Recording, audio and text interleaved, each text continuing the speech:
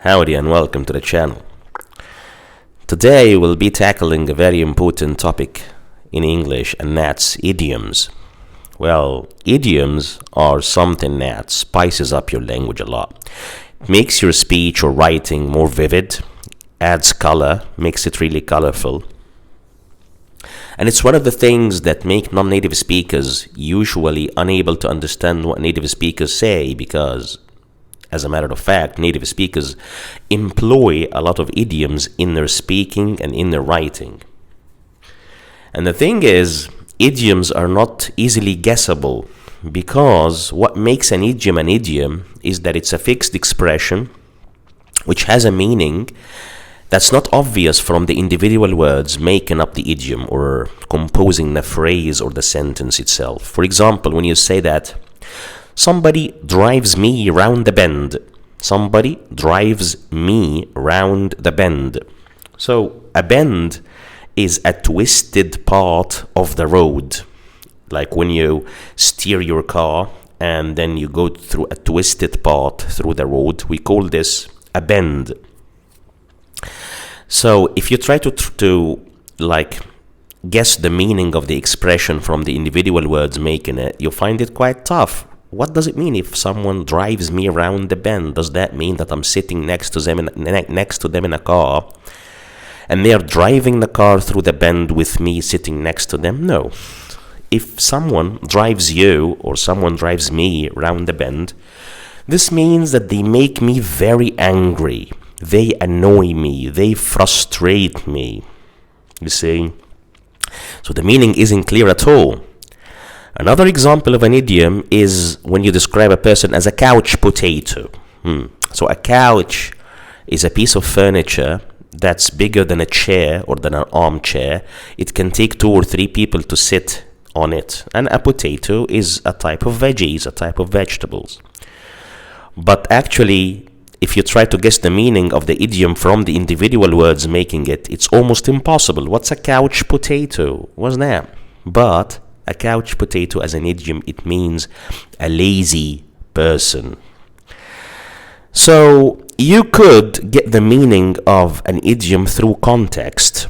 For example, when we say, back to the first idiom that I mentioned, when you say that this tin opener is driving me around the bend, this tin opener's driving me round the bend, I guess I'll throw it away and get a new one when I go to town. So you can get or understand from the context that the speaker is frustrated and annoyed with the tin opener to the extent that they decide they will throw it away and get a new one whenever they go to town.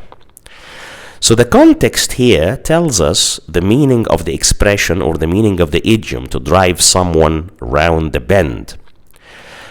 As I said, the individual word means a curve or a twist in the road, but the context in the sentence that I have just mentioned tells us the meaning of the idiom, which is far away and it's not relating at all to the meaning of the word bend, which is a curve or a twist in the road.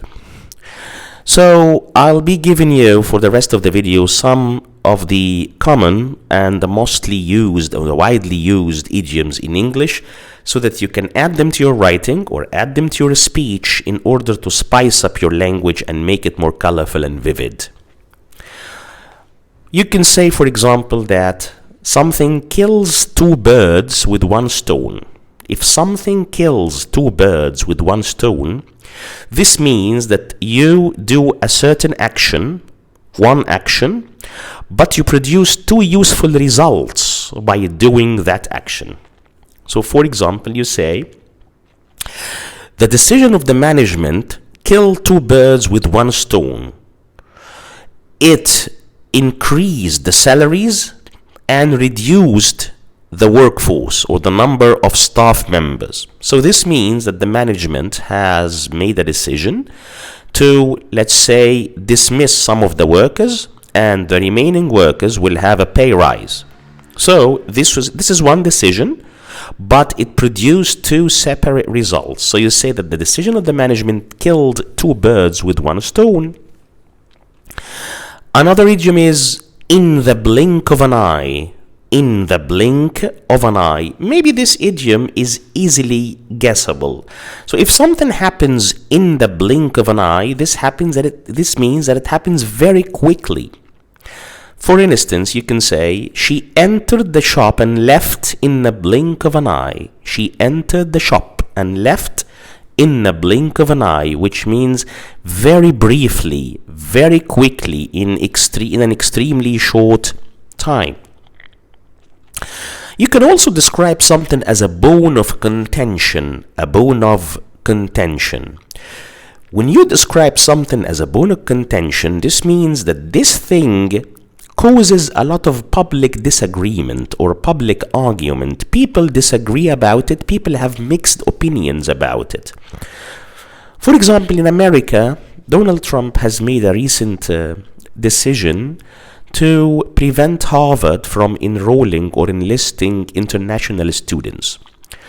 Some people, especially Trump fans, will be in favor of the decision. Others will oppose it, especially leftists. So we can say that this decision that Trump has recently made is a bone of contention, which means that it's causing a lot of public debate or public disagreement and argument. Some idioms are called binomials and trinomials. A binomial means that the idiom consists of two words joined with the word and. For example, you say that somebody is rough and ready. Rough and ready. This means that this person is not very well educated, is crude and lacking sophistication, not very much cultivated or cultured. Their knowledge is limited. You can say, for instance, unlike his wife, who's really cultivated, he is such a rough and ready chap. Chap means a man or a guy. So we are holding a comparison here between him and his wife, and we say that his wife is very well educated, cultivated or cultured, a sophisticated intellectual, but on the other hand, he is rough and ready. He lacks knowledge or education or culture. That's a binomial because it consists of two words joined together with the word and, rough and ready. And you can have an idiom as a trinomial, meaning that it has two words and then a third word. For instance, you can describe a person as a cool, calm, and collected person. Cool, calm, and collected. This means that this person is very laid back, relaxed, always in control of their feelings and emotions. They're not nervous, they're not anxious, always calm. So binomials are idioms which are composed of two words joined by and. Trinomials are composed of three words. Two words come together at the beginning of the idiom, followed by and then the third one. Another idiom or another type of idioms is called similes. A simile is an idiom that compares something to something using the word as or the word like. So you say that a place or something is as dry as a bone.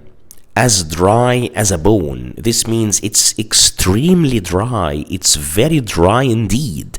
It's very dry indeed. So when you compare somebody to something or something to something using the words as or like, we call this type of idiom a simile. Two more idioms and then I'll finish off today's video. When you say that someone passes the buck, buck is spelled B-U-C-K. This means that this person blames someone else for a certain mistake and they refuse to accept any responsibility for that mistake. So it's a negative meaning or it's a negative idiom. If you say that someone passes the buck, what you want to say is that this person is responsible either wholly or partially about the mistake that happened or about the problem that was caused.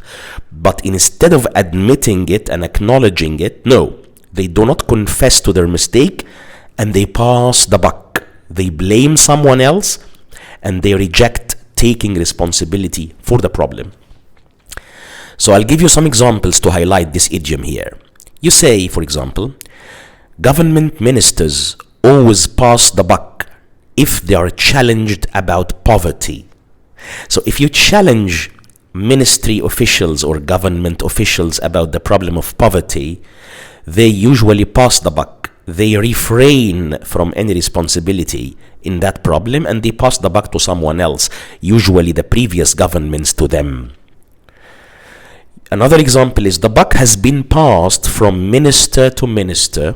No one seems prepared to accept the responsibility. Again, the buck has been passed from minister to minister.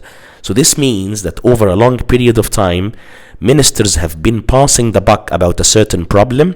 Each one passes the buck to the next one or to the previous one, and no one is willing to take the responsibility or the blame. And then I'll finish off with this idiom. When you say that someone is acting the fool or acting the goat, this means that they are deliberately or purposefully acting stupidly. They pretend to be stupid. They pretend to be dim or daft, like not intelligent, not smart. At the time they understand the situation very well and they know everything about it, all the ins and outs of the situation. They are familiar with it, but for some reason, maybe they want to pass the buck, which is the previous idiom, instead of taking part actively in a situation, they act the fool or they act the goat, like they act as a person who's stupid and doesn't know what to do. I hope that was useful, this bunch of idioms I taught you today in this video. I look forward to seeing you in our next session or our next video. Have a great day and goodbye.